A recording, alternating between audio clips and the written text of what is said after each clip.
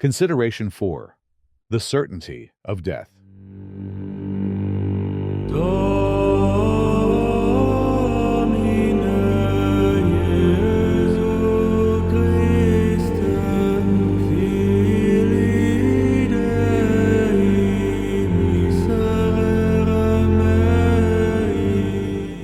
It is appointed unto men once to die. Hebrews 9:27. First point. All must die. The sentence of death has been written against all men. You are a man. You must die. Our other goods and evils, says St. Augustine, are uncertain. Death alone is certain. It is uncertain whether the infant that is just born will be poor or rich, whether he will have good or bad health, whether he will die in youth or in old age. But it is certain that he will die.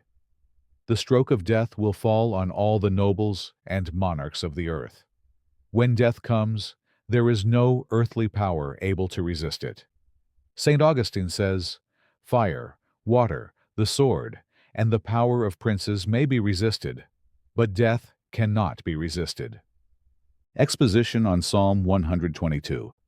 Belluacensis relates that at the end of his life, a certain king of France said, "Behold, with all my power, I cannot induce death to wait one more hour for me."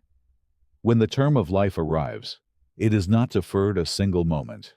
Thou hast appointed his bounds, which cannot be passed. Job 14:5. Dearly beloved reader, though you should live as many years as you expect, a day will come, and on that day, an hour, which will be the last for you. For me, who am now writing, and for you, who read this little book, has been decreed the day and the moment when I will no longer write, and you will no longer read. Who is the man that shall live and not see death? Psalm 88:49. The sentence has been already passed. There never has been a man so foolish as to flatter himself that he will not have to die. What has happened to your forefathers will also happen to you. Of the immense numbers that lived in this country in the beginning of the last century, there is not one now living. Even the princes and monarchs of the earth have changed their country. Of them, nothing now remains but a marble mausoleum with a grand inscription, which only serves to teach us that of the great ones of this world, nothing is left but a little dust enclosed in the tomb.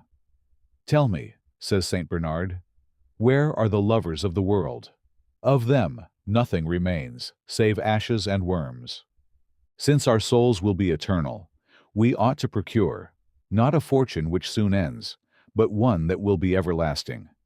What would it profit you to be happy here, if it were possible for a soul to be happy without God? If hereafter, you must be miserable for all eternity. You have built that house to your entire satisfaction, but remember that you must soon leave it to rot in a grave. You have obtained that dignity which raises you above others, but death will come and reduce you to the level of the poorest peasant. Affections and prayers. Ah, unhappy me, who have spent so many years only in offending thee, O God of my soul. Behold, these years are already past. Death is perhaps at hand. And what do I find but pains and remorse of conscience? Oh, that I had always served thee, O my Lord! Fool that I have been! I have lived so many years on this earth, and instead of acquiring merits for heaven, I have laden my soul with debts to the divine justice. Ah, my dear Redeemer, give me light and strength now to adjust my accounts. Death is perhaps not far off. I wish to prepare for that great moment, which will decide my eternal happiness or misery. I thank thee for having waited for me till now. And since thou hast given me time to repair the past, behold me, O my God. Tell me what I am to do for thee. Dost thou wish me to weep over the offenses I have offered to thee? I am sorry for them, and detest them with my whole soul. Dost thou wish me to spend the remaining years and days of my life in loving thee? I desire to do so. O God, I have even hitherto frequently resolved to do so, but I have violated my promises. O my Jesus, I will be no longer ungrateful for the great graces Thou hast bestowed upon me. If I do not now change my life, how shall I be able at death to hope for pardon and for paradise? Behold, I now firmly resolve to begin to serve Thee in earnest. But give me strength. Do not abandon me. Thou didst not abandon me when I offended Thee. I therefore hope more confidently for Thy aid, now that I purpose to renounce all things to please Thee. Accept me, then, as one of Thy lovers, O God worthy of infinite love. Receive the traitor that now casts himself with sorrow at Thy feet, that loves Thee, and asks Thy mercy. I love Thee, O my Jesus. I love Thee with my whole heart. I love Thee more than myself. Behold, I am Thine. Dispose of me, and of all that I possess, as Thou pleasest. Give me perseverance in obeying Thy commands. Give me Thy love, and then do with me whatsoever Thou wishest. Mary, my mother, my hope, my refuge, to Thee I recommend myself.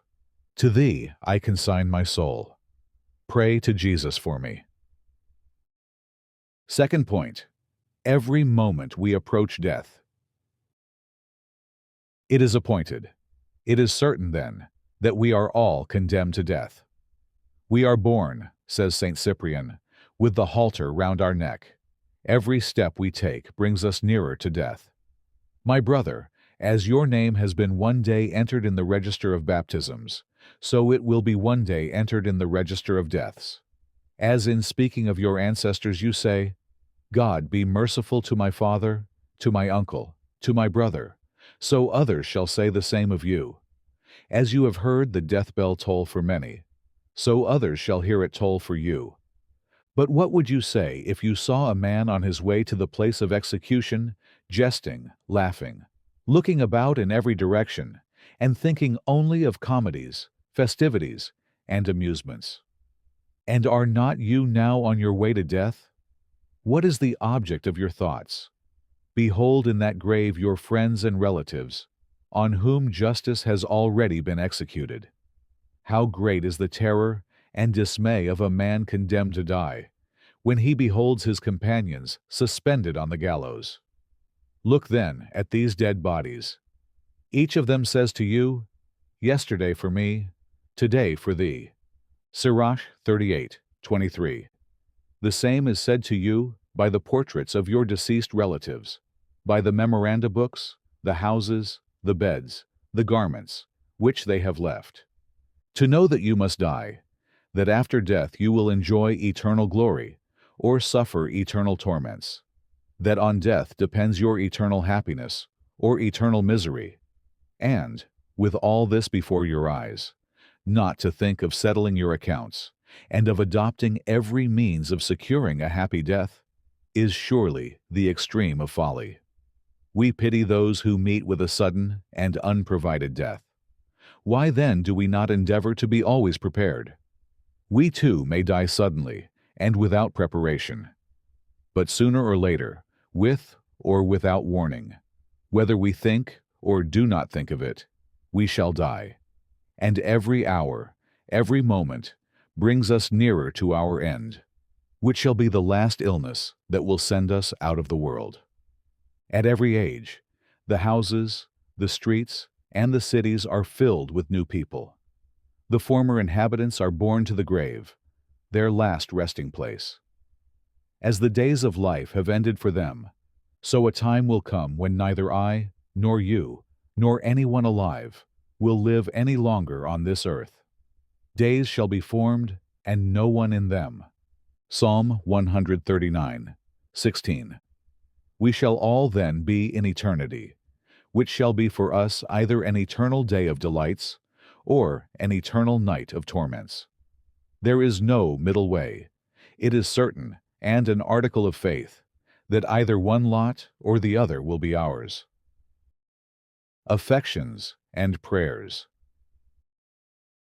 My beloved Redeemer, I would not dare to appear before Thee, did I not see Thee hanging on the cross, lacerated, despised and lifeless for the love of me. My ingratitude has been great, but thy mercy is still greater.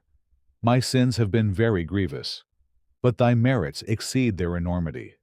Thy wounds, thy blood, and thy death are my hope. I deserved hell by my first sin. To that sin I have added so many other offenses. And thou hast not only preserved my life, but thou hast also invited me to pardon, and hast offered me peace with so much mercy and so much love. How can I fear that thou wilt drive me away, now that I love thee, and desire nothing but thy grace? Yes, my dear Lord, I love thee with my whole heart, and I desire only to love thee. I love thee, and I am sorry for having despised thee, not so much because I have deserved hell, as because I have offended thee, my God, who hast loved me so tenderly. O my Jesus, open to me the bosom of thy goodness. Add mercies to mercies. Grant that I may be no longer ungrateful to thee. Change my whole heart. Grant that my heart, which has once despised thy love, and has exchanged it for the miserable delights of this earth, may now be entirely thine, and may burn with continual flames for thee. I hope to gain paradise, that I may always love thee. I cannot enjoy in that kingdom a place among the innocent. I must remain among the penitents. But though among these, I wish to love thee more than the innocent. For the glory of thy mercy, make all heaven behold so great a sinner inflamed with an ardent love. I resolve henceforth to be all thine, and to think only of loving thee. Assist me with thy light, and with thy grace, to execute this desire, which thou, in thy goodness, hast inspired. O Mary, thou who art the mother of perseverance, obtain for me the grace to be faithful to this my promise. Third point, we should think continually of death. Death is certain. But, O God, this truth Christians know, this they believe and see. And how can they still live so forgetful of death, as if they would never have to die? If after this life there were neither hell nor heaven, could they think less of it than they do at present? It is this forgetfulness that makes them lead so wicked a life. My brother, if you wish to live well, spend the remaining days of life with death before your eyes. O death, thy sentence is welcome. Sirach 41:3. Oh, how correct the judgments, how well directed the actions of the man whose judgments are formed, and whose conduct is regulated in view of death. Consider the end of life, says St. Lawrence Justinian, and you will love nothing in this world. All that is in the world is the concupiscence of the flesh, of the eyes, and the pride of life. 1 John 2:16. All the goods of this earth are reduced to the pleasures of sense, to riches, and to honors. But all these are easily despised by the man who considers that he will be soon reduced to ashes, and that he will be soon buried in the earth to be the food of worms. And in reality, it was at the sight of death that the saints despised all the goods of this earth. St. Charles Borromeo kept on his table a skull, in order that he might continually contemplate it. Cardinal Baronius had inscribed on his ring the words, Memento Mori, remember death. The venerable Juvenal Ancina, Bishop of Saluzzo, had this motto written on a skull, What you are, I was, and what I am, you shall be. A holy hermit, being asked when dying how he could be so cheerful, said, I have always kept death before my eyes, and therefore, now that it has arrived, I see nothing new in it. What folly would it not be for a traveler who would think only of acquiring dignities and possessions in the countries through which he had to pass, and should reduce himself to the necessity of living miserably in his native land, where he must remain during his whole life? And is not he a fool who seeks after happiness in this world, where he will remain only a few days, and exposes himself to the risk of being unhappy in the next, where he must live for eternity? We do not fix our affections on borrowed goods, because we know that they must soon be returned to the owner. All the goods of this earth are lent to us. It is folly to set our heart on what we must soon quit. Death shall strip us of them all. The acquisitions and fortunes of this world all terminate in a dying gasp, in a funeral, in a descent into the grave. The house which you have built for yourself, you must soon give up to others. The grave will be the dwelling of your body till the day of judgment. Thence it will go to heaven or to hell, whither the souls will have gone before. Affections and prayers. Then, at death, all shall be at an end for me. I shall then find only the little I have done for thee, O my God. And what do I wait for? Do I wait till death come, and find me as miserable and defiled with sin as I am at present? Were I now called to eternity, I should die with great disquietude on account of my past sins. No, my Jesus, I will not die so discontented.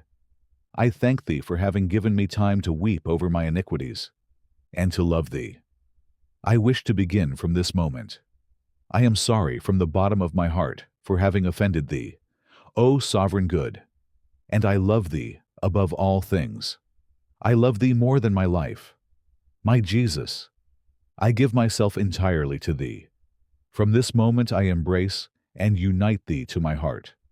I now consign my soul to Thee. Into Thy hands I commend my spirit. I will not wait to give it to Thee when that prophesycery, "Depart, O soul," will announce my departure from this world. I will not wait till then to ask Thee to save me. Jesus is mihi Jesus. My Savior, save me now by granting me pardon and the grace of Thy holy love. Who knows, but this consideration which I have read may be the last call which Thou wilt give me, and the last mercy which Thou wilt show me.